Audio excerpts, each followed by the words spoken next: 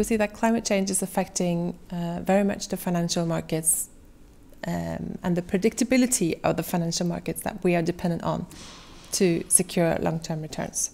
So to us, this is a very important topic to understand both the risks and the opportunities in order to provide good returns to our clients.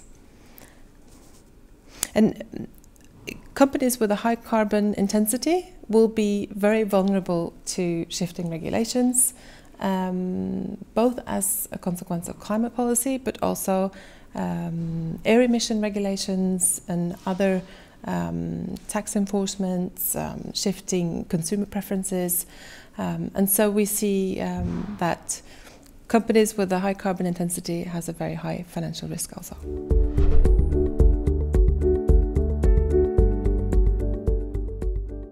We have been doing divestments since 2001 overall on our portfolio as one of our strategies to reduce risk. And that has not provided any drags on returns. And what we do is we optimize our portfolio so that we substitute the companies that we divest from with other companies acting similarly in the market. And that gives us no negative effect. I think for the sake of fossil fuels and coal specifically, we have had a positive effect because the coal sector has suffered great losses, in particular this year, and our clients thus had the benefit of not being invested in them.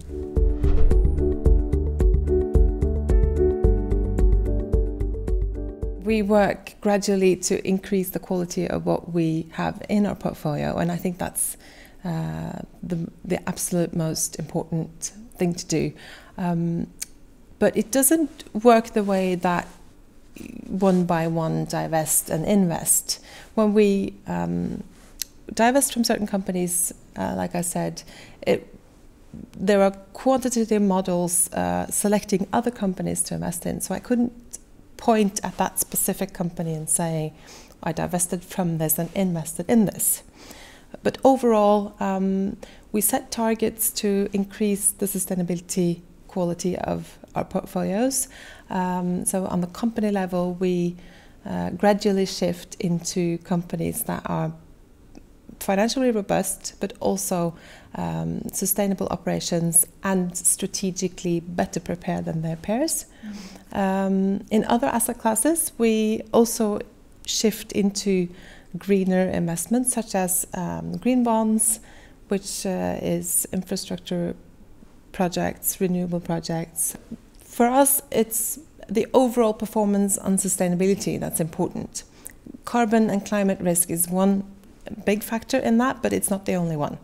And we tailor our indicators and our research to each sector because different sectors have different challenges and different vulnerability to shifting business context and global ecosystems under pressure. So what we see is we need to have the competence in environment, social, governance areas in order to understand how these risks and opportunities affect companies and then again affect our ability to create returns.